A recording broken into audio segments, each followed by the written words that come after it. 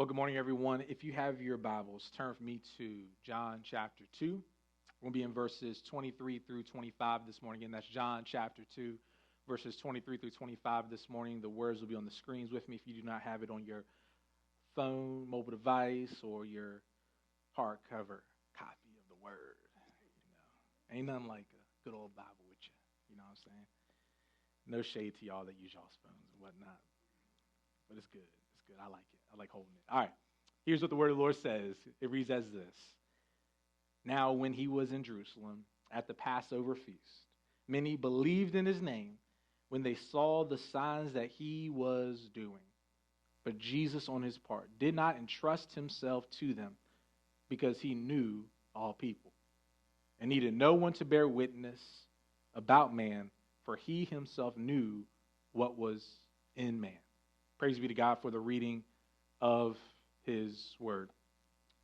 You guys can go ahead and have a seat. I want to preach from the thought this morning. Jesus knows you. Jesus knows you. I want you to participate with me for a moment. I want you to look to one of your neighbors and say, neighbor, Jesus knows you. Knows you, yeah. I want you to really think through that for a moment, that Jesus knows you. See, fellas from all over the world have paused and looked at their sweet lady, maybe their PYT or what they would consider their boo, and said in their Barry White voice, baby, I'm just kidding. Don't nobody know me the way that you know me. See, everyone desires to be known deeply and intimately. Often we enter relationships with people who don't really know us, but we long for them too, and we want to make that case. And maybe you're one of the sisters that you've heard that phrase said to you before, and that brother's been long gone, right? Maybe he's just trying to work a move on you. But here's the point is that we all desire to be known, and we want to be known intimately, and people use those phrases. They say those types of things because they want you to know that they desire that type of relationship. See, some might observe us and look at what we're going after in life and trying to figure out whether or not we really want to be known. We all do. We all just deal with it differently. Some of us act like we don't want relationships. Some of us act like we don't want people to know us intimately. And we try to live our lives in that way, but we all ultimately long for this. We like to give the perception that we are knowable, and often, though, we are too shy, maybe even shallow or even shameful to allow someone into the depths of our personhood. That's why when we say those phrases often, no one knows me like you do, is because you feel like you're getting close to something that you've always desired. See, we might be able to, in that process, at times, hide our own identity without people really getting the opportunity to get to know us. Maybe even to hide your own heart. Maybe even your own emotions. You can keep those things back away from people. Maybe you've been that person in this season, that you've been trying to hold back everything in your life so that no one will actually know you. Maybe you've put on the facade, you have yourself all together on the outside, but on the inside, there's so much more to you that you want to be known for, known by. Friends, this morning, I want to share with you that God is fully aware of everything.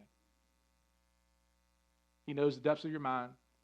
He knows the depths of your thoughts. He knows how you felt at the end of the night last night and what was running through your mind before you closed your eyes to go to sleep.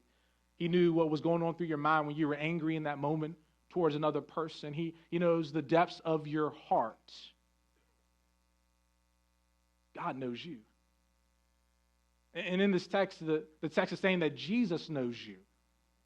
See, God knows us in a deeper way than everyone else. And so regardless of how often you want to act like you know someone, God knows us in such a more deep and intimate way.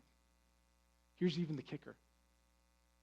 God knows you better than you even know yourself. And see, that's hard for us to believe at times because we say, man, I know me, I know what I do, I know the reasons why I do it. But when you get real with yourself and you start to even uncover your motivations at times, your emotions, your heart's desires, You even see things that are revealed to you that you didn't even realize that were troubling you, or you realize that you were captivated by, or you realize that was causing a stumbling block for you in your life. And this is why it matters for us that we realize that God knows us deeper than we know ourselves. Shortly after performing multiple miracles, Jesus continued to engage those who were believing in his name. That's what the text says. They were believing in him. They were following him. And in other words, Jesus had built a large following from all the signs that he had done. Reading this passage, you might wonder, okay, how many signs did he really perform? We only have like 2 that we know of really in this text. Well, first, he didn't want to fully reveal himself to everyone, so there were only minimal signs that were done out there to this point. And we need to remember the text we've come back to multiple times in this series, John chapter 20, verses 30 through 31. That this book is written so that we may believe. These signs are provided so that we may believe, that we can trust him. So maybe these intentional signs are laid out before us for a moment, for a time as this, so that they would start to believe and actually follow him. But it's interesting, though, because in this text, all of that is still true. But Jesus gives a warning about individuals who are claiming to know God based on their reception of signs, the signs that they saw him doing. Oh, yeah, we know him, we're following him, we're down with the cause. We saw what he did, therefore we want to follow him. It's interesting because John's account differs from the synoptic gospels in that he seeks to show how all of Christ's signs reveal that he is God. But this is a moment of clarity that's happening, a shift in approach to the signs to make sure that our faith is not placed in God's ability to perform a sign versus in God. There's a difference. Your faith shouldn't be placed in his ability to do something in your life or to reveal something to you, but your faith should be placed in him and him alone. Think about it. To this point, Jesus had already turned the water into wine, and his encounter in the temple also was making rounds around the community. Everybody was hearing about all that Christ had done. Maybe it was just the talk of the Passover. The text says that it's at the Passover time here. So everyone's talking about it. It's the conversations that are happening in your neighborhood, maybe on the front porch. Maybe it's the conversation that's happening within the barber shop. Man, did you hear about Jesus? Did you hear about the signs that he did, the miraculous things that he accomplished? He's a bad man. We ain't seen this before. We should trust him. Everyone's talking about it. It would probably be on the front page of the newspaper. Throughout Scripture, we see many examples of people following Jesus because of signs, and clearly, Jesus would not use his signs to prohibit faith. They would typically lead them towards faith. That was the point of the signs. So they could see who he is and they could trust him. So that people could place their faith in God over his ability to perform those signs. But here's the reality. The people who place their faith in God's ability to perform the miracle or the sign, maybe, probably often, walk through life searching for that next sign. You live for that next revelation from God of who he is, and that's what's really going to drive you into following him. See, those people typically don't live by faith in God, but in self-doubt in God's personhood and his ability to engage his creation. In other words, God, you don't really care unless you do these types of things. You've brought me in this way, and so now I got to wait for these next signs to be revealed for me to really trust you in my life. If the sign is what has captivated you, you might be tempted just to look for the next sign to sustain you till the next one. Maybe for you, little Old Testament reference here, you always got a fleece ready to throw out so that God can prove to you whether or not he will show himself, he will reveal himself to you. Think about that for a moment. You're making God measure up to your expectations, that God has to prove something to you about why you should trust him, why you should take steps of faith. It's interesting here because in the temple, the religious leaders of Israel asked Jesus to provide for them a sign to verify that he was God. We talked about this last week. That sign was there all along. That he was the one that was fulfilling the law and the prophets. He was the one that was going to come and cleanse the temple. Are you tempted yourself to look for a sign? Are you yearning for that sign in your life right now? Maybe for you, you're trying to figure out whether or not you're in the right season of life. And so, God, you just need to show it to me, the Shekinah glory. Give me that moment so I know. Give me my Damascus Road experience. So I know I should trust you. So I know I should walk with you. That's our temptation. But it's interesting because in Mark chapter 8, verses 11 through 13, Jesus engages the Pharisees. And they too looked for a sign.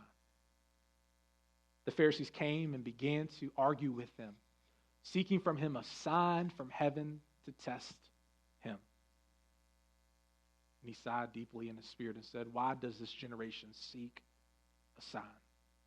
Truly I say to you, no sign will be given to this generation." And he left them and got into the boat again and went to the other side. Oftentimes we find the similarities with this generation in this text. Well, God, I'll really trust you if you right these wrongs in this area. I'll really believe you for the promises that you have for me once I get a little bit, you know.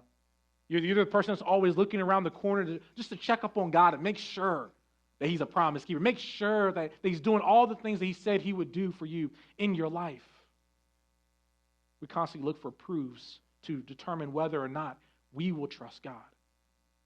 And Jesus is confronting those whose faith peaks in a sign. Think about that. It peaks. The best it gets, the high point of your faith is when you got that sign. Oh yeah, I really know God is working now. You look back to those days when he brought you through something. You're like, yeah. That's how I know God's for me. I haven't experienced that in about 2 years, and so I really don't know if he's really working, but I saw the breakthrough really happen. You know, he provided for me the job. He provided for me the situation. Yeah, I really know God cares right now. So the signs that just happened in this text in this moment, and Jesus is looking at them. And he knew with what was within them that they were looking for more signs. That they wanted to trust him in that manner. Friends, does your faith peak with a sign? Are you tempted to test God? Maybe you're in that season right now. Well, God, maybe show me that I should trust other people in the church. God, show me. You need to prove something to me that I can really move forward in this manner with these other people. Whatever it might be for you. Are you testing God? You might say it a little bit nicer. You might be looking for those signs for you to actually change, but it shows you what you actually believe about God. Maybe it's for you have those like contingency clauses in it, right? Well, God, if you do these things, once you give me the job that I want, then I'll really start coming to church, investing a little bit more. God, once you give me this one relationship, I just need that safe space with just one person. Give me one good person. I could not really like the rest of them, then I'll be friends with them. Hey, y'all, look, the things I hear, some of y'all be looking for that one person y'all really need to cling to, you know what I'm saying? But here's the point. It's true. God, once that happens, then I'll trust you. You're trying to tempt God into playing your game in your own life. You're looking for a sign.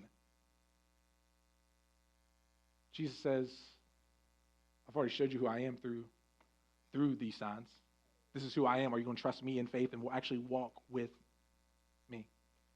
Friends, the temptation is real. You will be tempted to ask for signs. You might be tempted to ask for additional signs. But as we follow Jesus, we understand that God did perform a great sign. And that great sign is found in his death, his burial, and his resurrection. There's no greater sign than that, and that sign changes everything. However, we're not called to wait for the greater, the more additional sign for us to really to place our faith in God and to walk with him. He says, I've defeated sin, I've defeated death, I've liberated you from those things in faith and trust. I can give you the life that you need.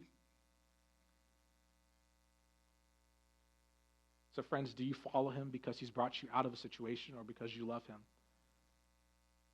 Do you follow God because of what he's accomplished for you or because you want genuine relationship with him? Are you just trying to get something out of him?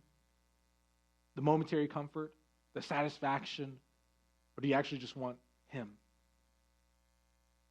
I mean, could you imagine being the crew rolling with Jesus in this moment? Like, they're hanging out. You've seen him do all these great things. You're like traveling with him. You've left everything in that moment. And then he's going to be the one that's going to question them. Like, do you really have the audacity to question me? I've been coming to church for the past 5 weeks. What you mean? I've only missed like one Sunday. Yeah, I even talk to people, and I'm nice to them. God, how do you have the ability to question me in my heart for why I'm actually following you? It's interesting because in this moment, Jesus is pruning back his followers by distinguishing those who have spurious faith and those who have authentic faith. Too many people can hide in the crowd with spurious faith. In other words, counterfeit faith. Your faith is not actually in him. It's a bankrupt type of faith.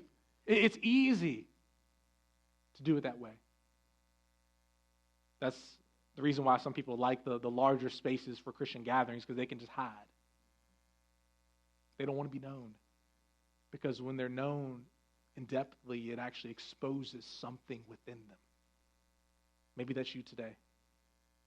You don't want people to see the depths of your heart, how dark it might be, how broken you really are. And you've been living life comfortably, hiding in the crowd. Belief minimized to a sign is a hollow and a bankrupt expression of true belief.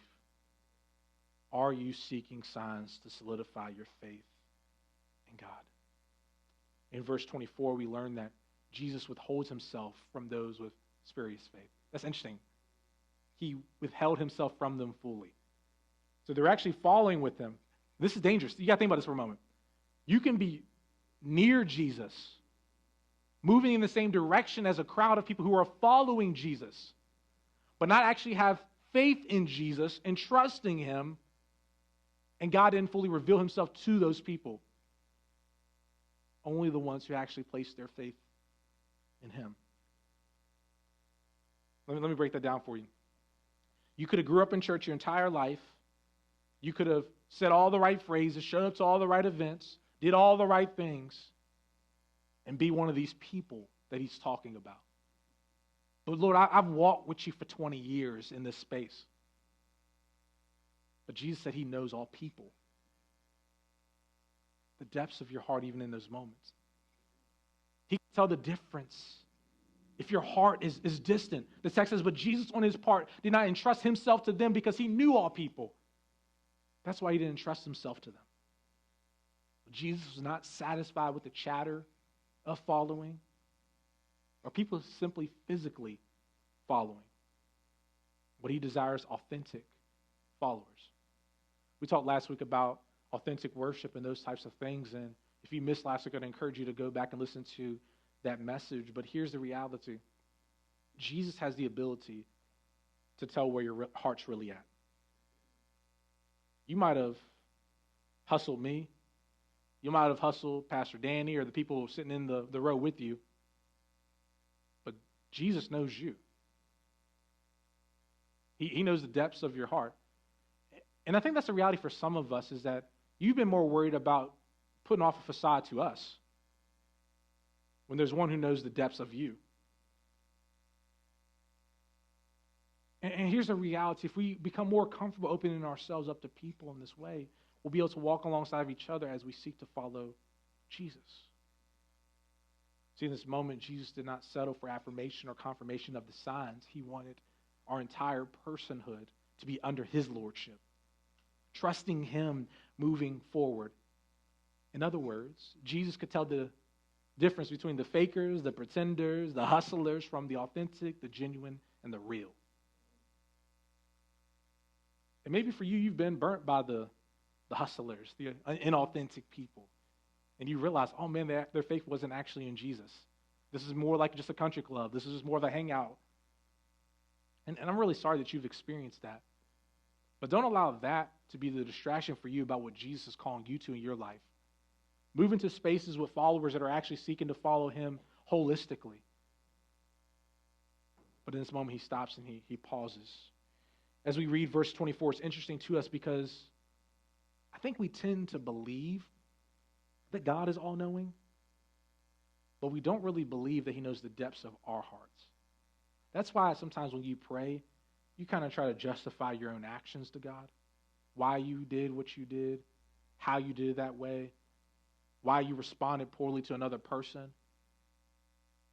But God understands the depths of your heart already. I'm not saying you shouldn't talk to God about those things, but it's us trying to make a case about our own hearts, where our heart is really positioned at.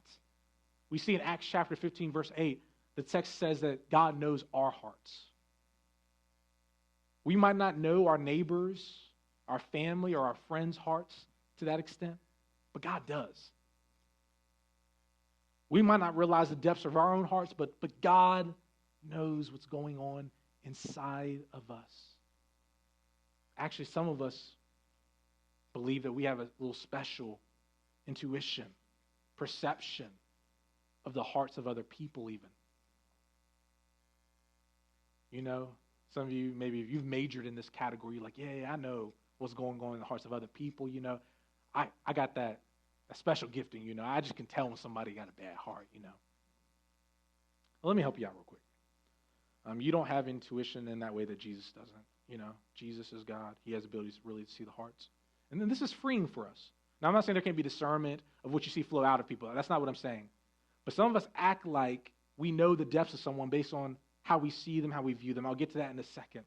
But there are people who believe that they have this special intuition, and they often waste their time judging or withholding themselves from people because they believe they've got the discernment and the know-all in their hearts.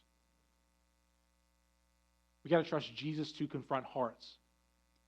I'm not saying that you shouldn't use wisdom in navigating situations. But there's a difference of you privileging yourself over others where you're the test for their hearts. Or you measure other people by the hearts of other people. Well, in this other church space, come on, they were like this, therefore you're like, oh, no, you just have to prove to us first that you're not like them, and then we'll trust.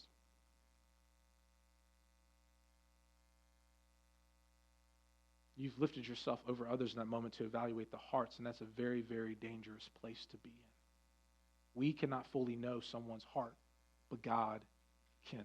See, that's why if you're talking to another follower of Jesus and you want them to repent or turn from sin in certain areas, you take it to God.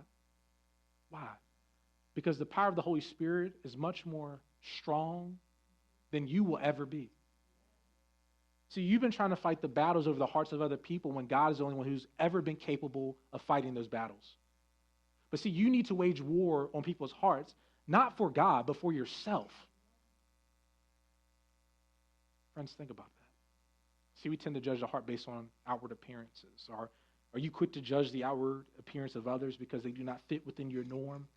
Are you quick to justify righteousness based on how they present themselves, or do you look toward their heart? Now, the heart does flow out of us, as I mentioned, but we need to be cautious how we perceive. Here's what 1 Samuel chapter 16, verse 7 says. But the Lord said to Samuel, do not look on his appearances or on the height of his stature, because I have rejected him. For the Lord sees not as man sees. Man looks at the outward appearance, but the Lord looks on the heart.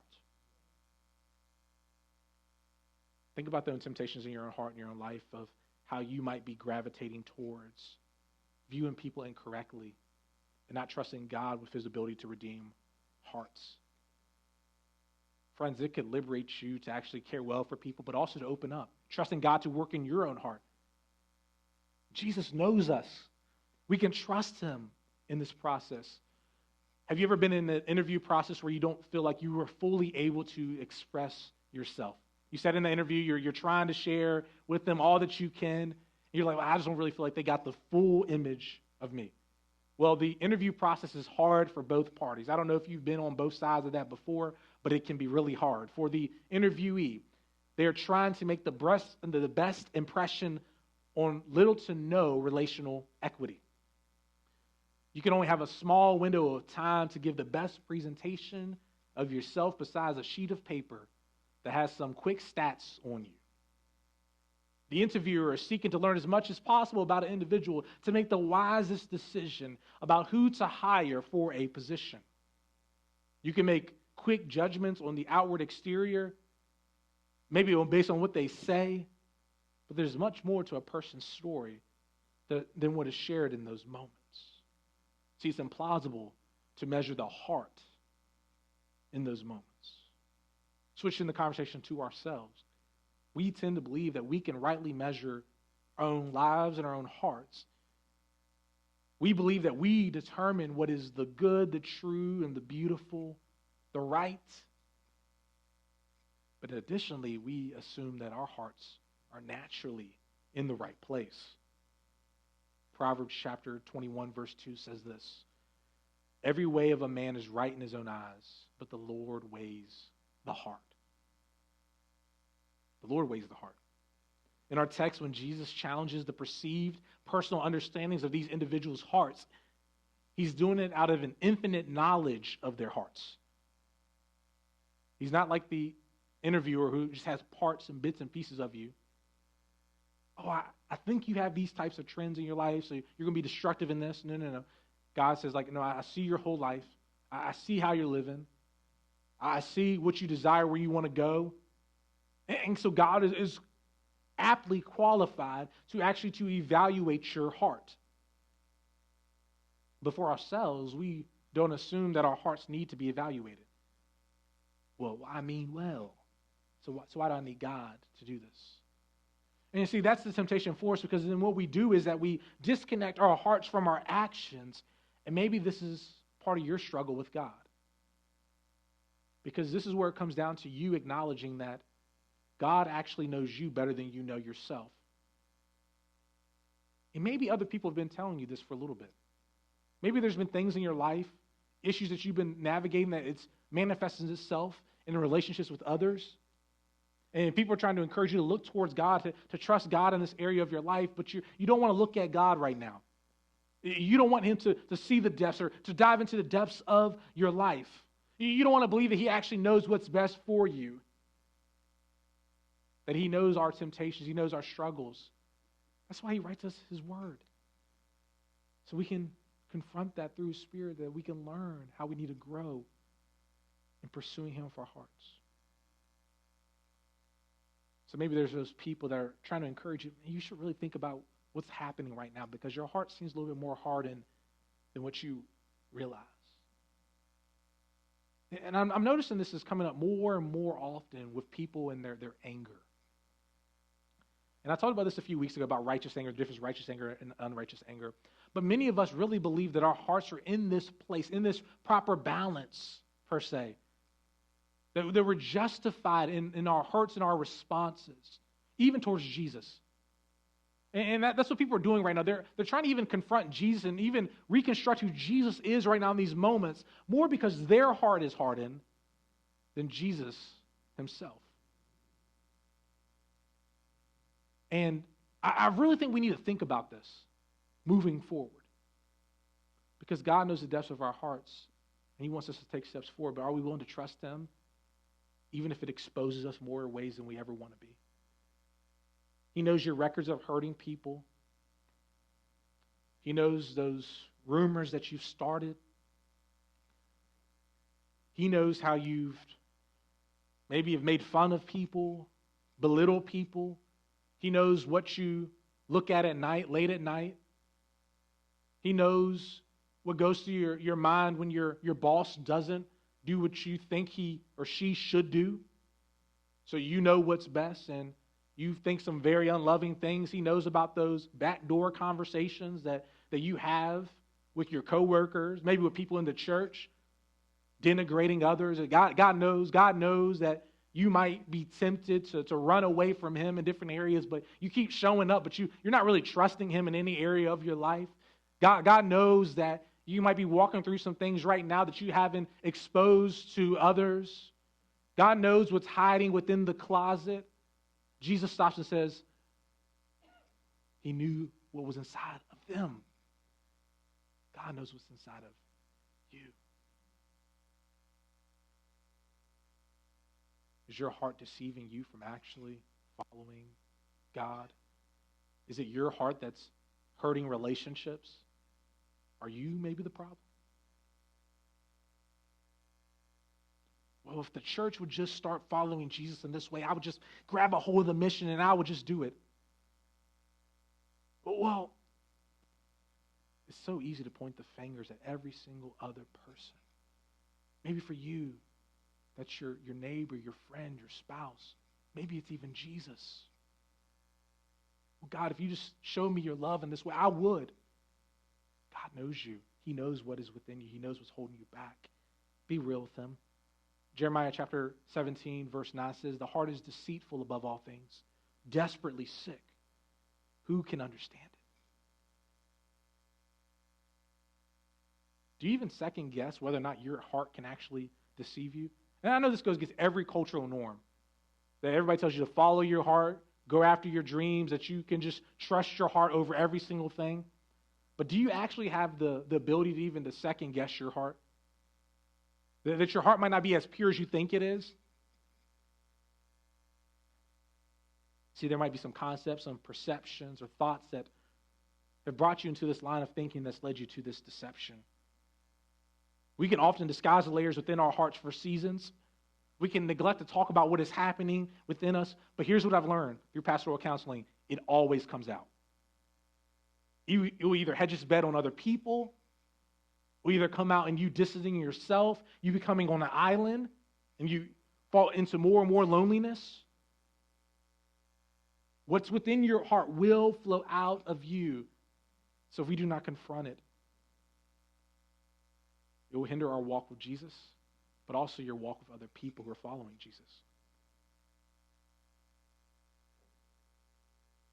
So God wants to meet you where you're at. God sees you and he's still calling you to follow him. I mean, just think about that for a moment. Even though you've done these things, even though you rebel in your heart, even though you're distant from God at times, he still calls you into his people to follow him. Jesus stopping them in this moment was a moment of confrontation for them to deal with where their hearts were at, because he wanted them to follow with him. Jesus is vying for your heart's affections here. What about Hebrews chapter 4, verse 13?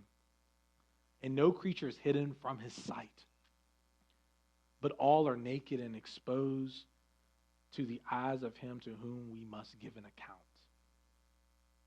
God sees all. Again, I mentioned earlier, you might be hiding well from us or from others, but you cannot hide from him.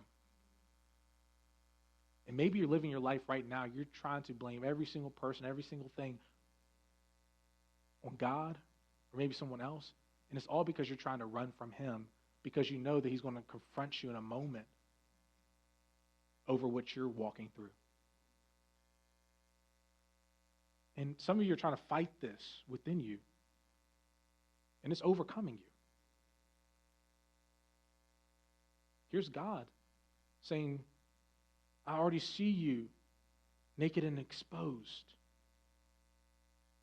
The naked truth is out in the open with God. And he still sees the layers, and he still sees beneath the surface, and he pursues us. My son cracks me up because right after his bath, come on, you already know where I'm going. We put him in his towel, but as quick as he can, this brother's running. He gone. If the towel drops, he don't care. There's something about that innocence early on where you don't realize that you're exposed, that you're really naked. Same way that sin came into the world in the Garden of Eden, and that Adam and Eve realized for the first time that they're truly naked. They had an awareness of how sin impacts the world and their own hearts. And maybe for you today, you need to come to terms with that. You are naked before God. He sees everything already. You're not hiding it from him. Or are you willing to allow the gospel to meet you there into the mess of your life? If you're like me, your life is a mess. That you're trying to look towards Jesus in every area that you can. You're repenting of sin. You're turning towards him. But it feels like it's in shambles at times. But here's the good news. God sees you in the midst of that brokenness. He still pursues us. He meets us there, and he brings about redemption.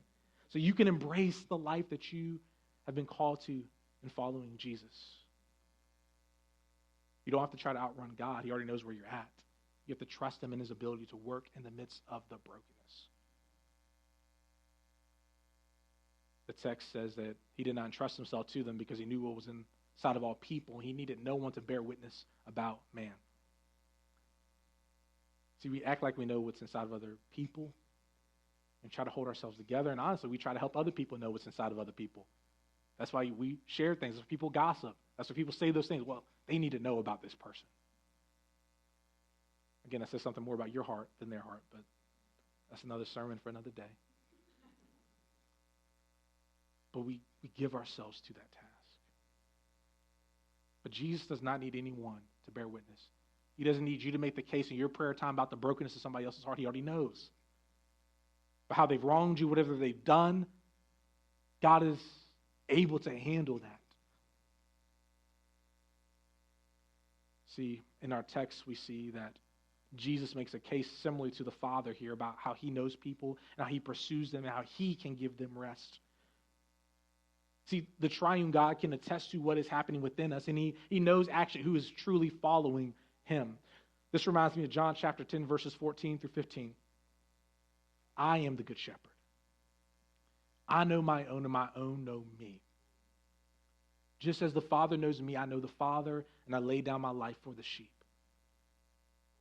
See, Jesus here pursues the heart in accordance with the Father's heart, to identify who his sheep are. And any good shepherd knows his sheep. And this is a moment where he's confronting them. He's like, I know who you are. I know where you're at. I see you. Good shepherds do that. Good shepherds protect. They guard any sheep that wants to wander. He calls them out for it and pulls them back in. Fends them off from different things that could hurt them or harm them. And this is why it's good news that the Father understands the depths of our hearts.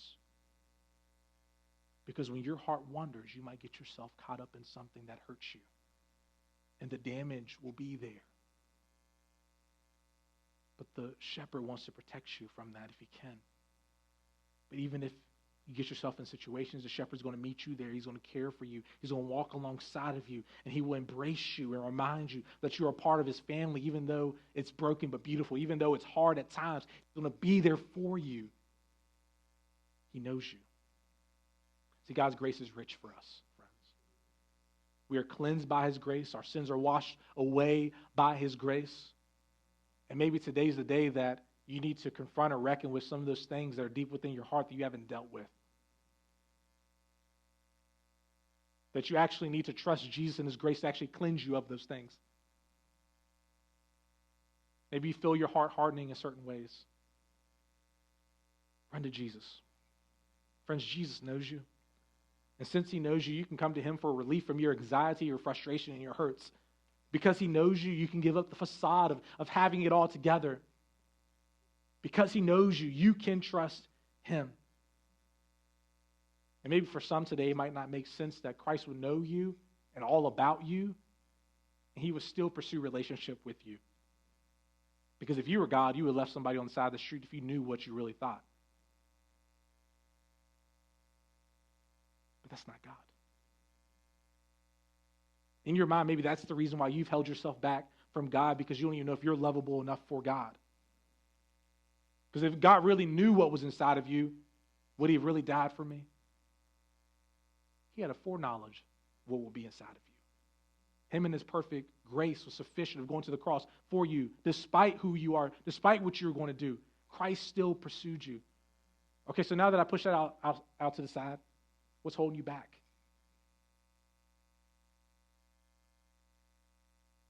See, God sees you. He wants to redeem your brokenness. He wants you to encounter a relationship with him. He wants you to come out from the dark and encounter Jesus. He already knows you. So regardless if you're someone who's a Christian or if you're skeptical of Christianity, he knows you. But will you deal with this? How are you going to respond today? Will you take a step and trust Jesus and follow him? Maybe if that's you and you're skeptical of Christianity. Maybe you call yourself a Christian and you're like, look, I just came in here for a quick message, and I just said, get up on out of here and go mind my own business for next week, and I might come back if you get done and quick enough. And but maybe you need to pause in this moment and really think about your own heart and think about the things that are grabbing at your attention. Get to the depths. Understand that God already knows you. And He's gracious and sufficient enough to engage you in the midst of your own heart.